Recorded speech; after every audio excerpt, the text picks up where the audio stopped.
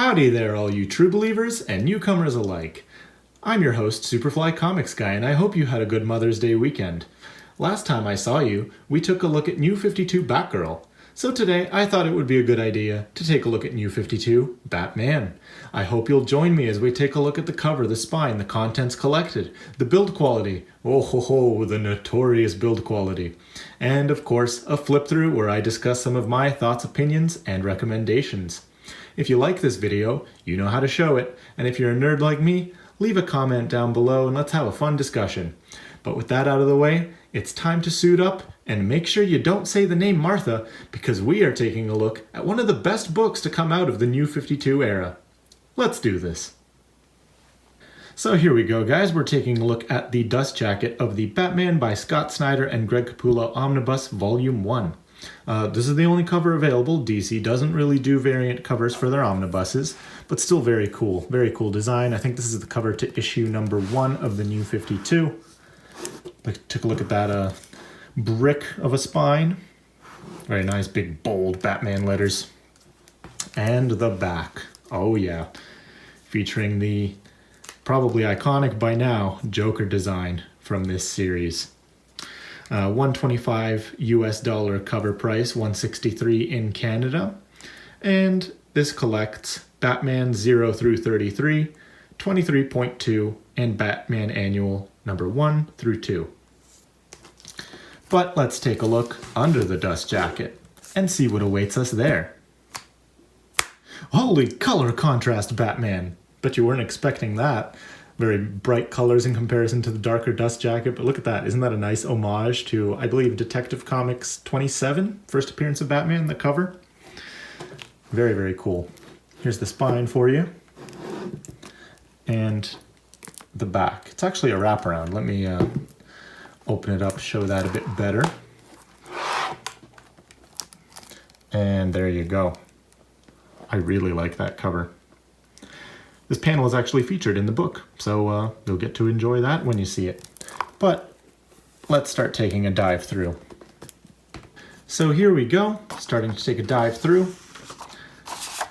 The New 52 Batman by Scott Snyder and Greg Capullo. Scott Snyder, originally coming from horror comics. He's a horror writer. And Greg Capullo, probably most famously before this, known for Spawn.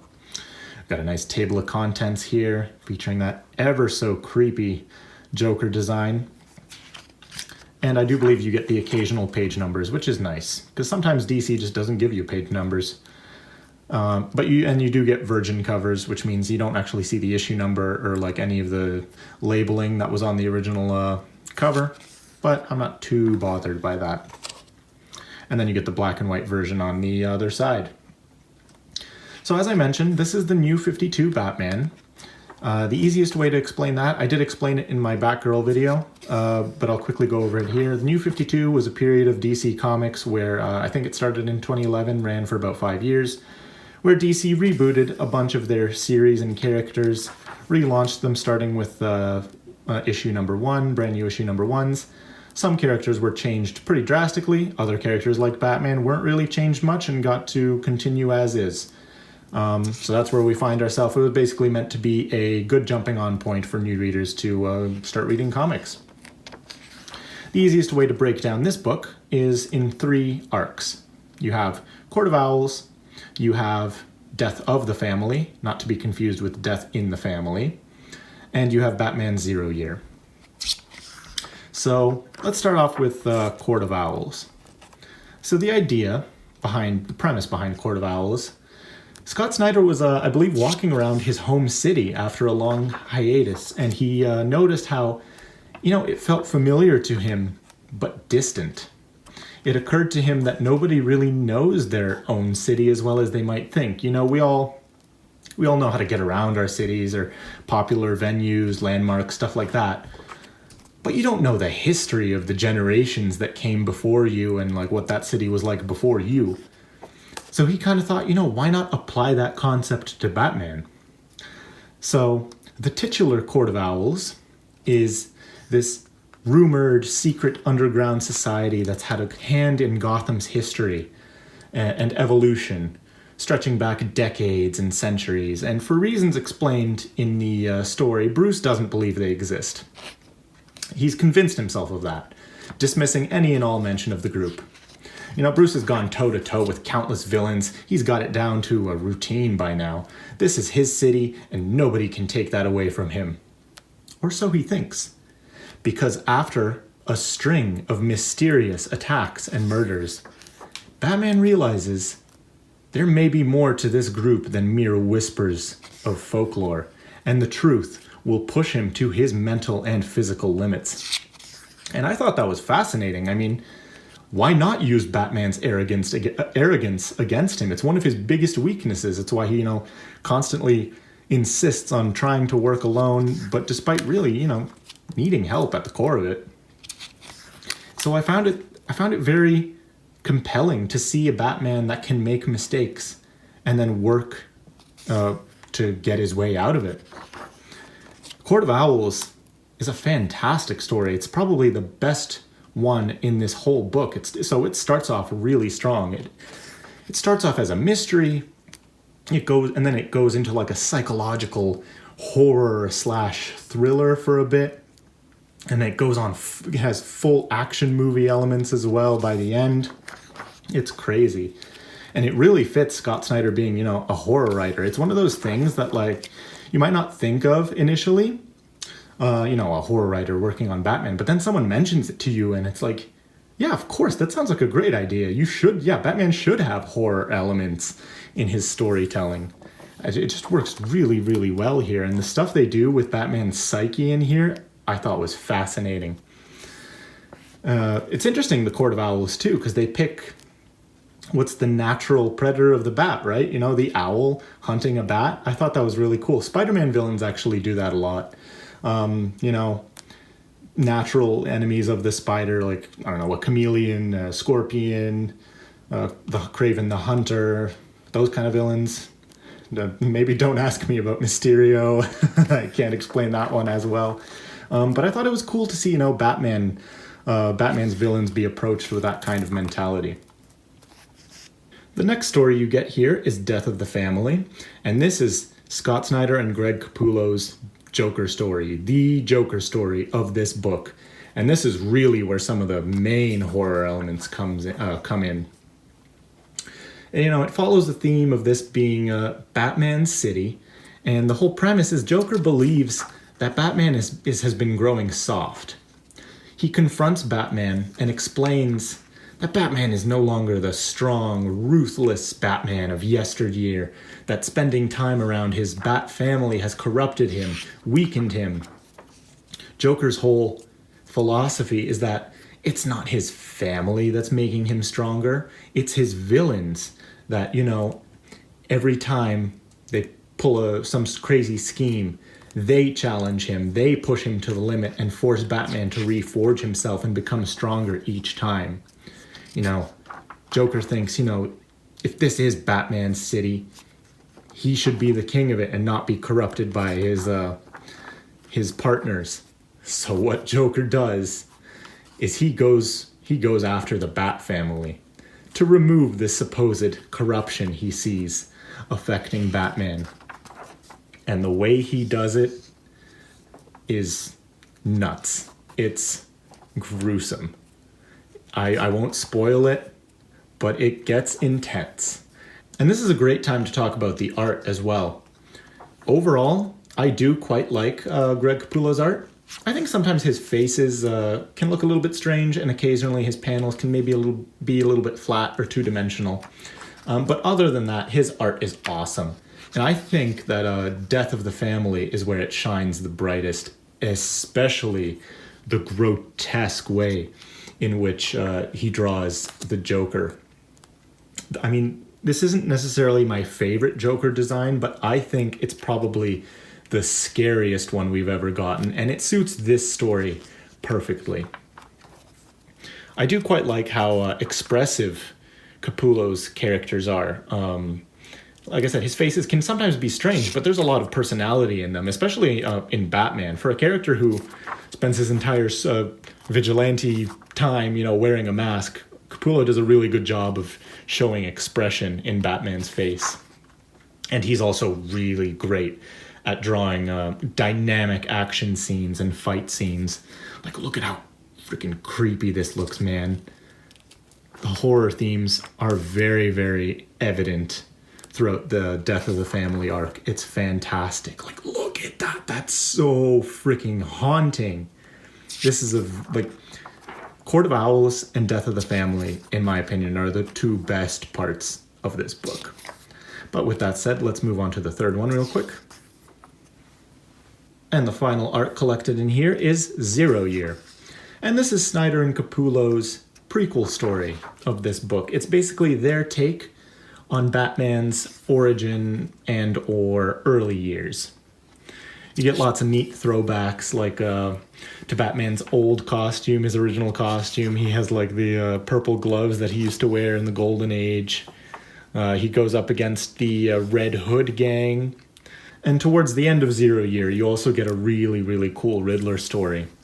I think if you enjoyed how the Riddler was portrayed in The Batman and what happened in that movie, a lot of that came from 0 Year, so you'll probably like it too. Side note, how awesome was that movie? Just phenomenal. The experience I got in the theater watching that movie on opening night was chilling, honestly. I think Robert Pattinson did a phenomenal job. But yeah, as far as Batman's origin story goes, I don't think 0 Year quite trumps Year One, Frank Miller's Year One. In my opinion, that is still the definitive Batman origin book. But 0 Year is still pretty good.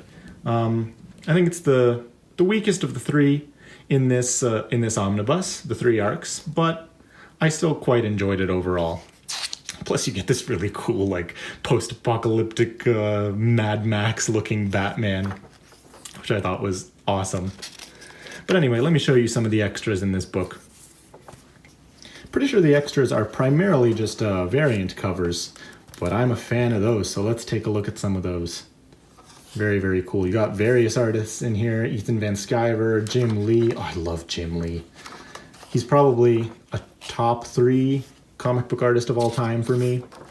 Ivan Reis, he's also fantastic. Mike Choi. I love these variant covers. Batman fighting a Talon. Won't tell you what that is. Dustin Nguyen, he's very good too. Jason Fabok. Lots of really, really fantastic covers in here. Dale Keown, okay, I didn't even know that was by Dale Keown. Very cool.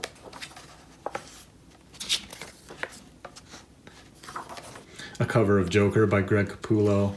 Man, very creepy.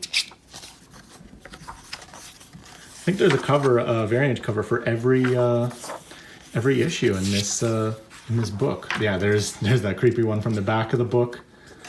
Joker holding his own severed face.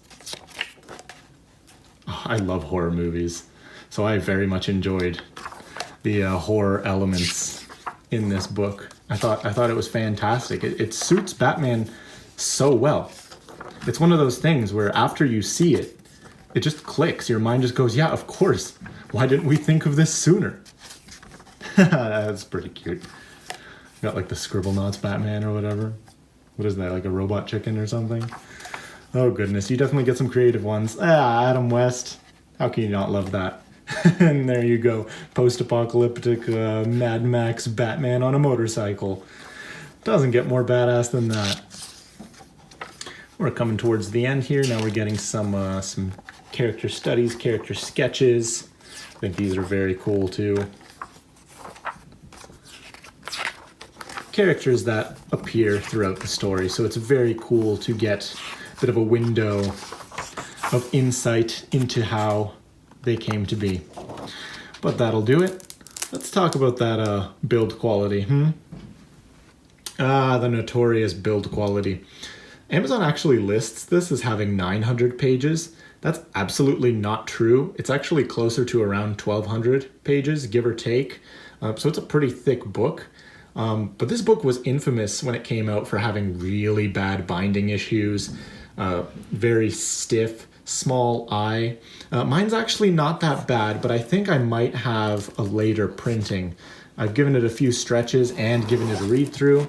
So you can see the eye actually isn't that bad for me. Towards the beginning and the end of the book, it does kind of try to shut on me still. But you can see the issue was that it's a sewn binding, but they reinforced it with a lot of glue that kind of prevented the book from opening up very well. So, for example, if you were to go to like the end of the book, it would just try to shut on you. The binding was very tight. And this is after, like I said, a few stretches and an entire read through, and it still kind of has trouble staying open. So that's probably the biggest drawback of this book. In terms of gutter loss, it's not that bad now that mine's kind of opened up a bit, but it's not great. Let me see if I can find a quick spread page. Yeah, so like I said, even after stretching this book out and giving it a read through, opening it up a little bit more, it still suffers from pretty bad gutter loss. Like, this man's face on this billboard is almost completely consumed if I just leave him alone. But like, even if you sort of push down, you're still not getting the full thing. So whenever there's a spread page, and they do come up pretty often, you're going to lose a decent chunk of art, unfortunately. So that's something to keep in mind, and it's, like I said, probably the biggest drawback of this book. But as we start to wind down, let me quickly wrap up my thoughts here. In spite of those binding issues I just showed, I still think if you're a fan of Batman, this is must-read Batman material, and it being part of the New 52 series pretty much automatically makes it a good starting point, even if you're not very familiar with comics. So if you want to start reading Batman, this is a great starting point. That was the whole point of the New 52 effort by DC.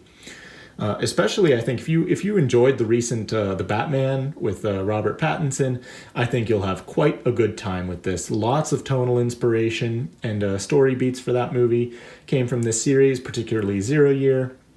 The art is great. It's Batman with horror elements thrown in. It's brilliant. I think you'll quite like it, and this is definitely a book I think you should have in your collection.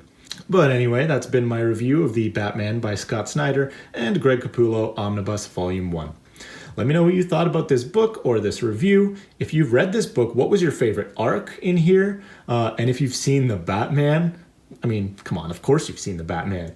What did you think of the movie? Or if you have any questions for me, let me know. I'll be happy to help out in the comments. But thank you so much for joining me today. I hope to catch you guys in another video real soon. Have yourself a great day. I've been Superfly Comics Guy, and until next time, keep reading. Bye, guys.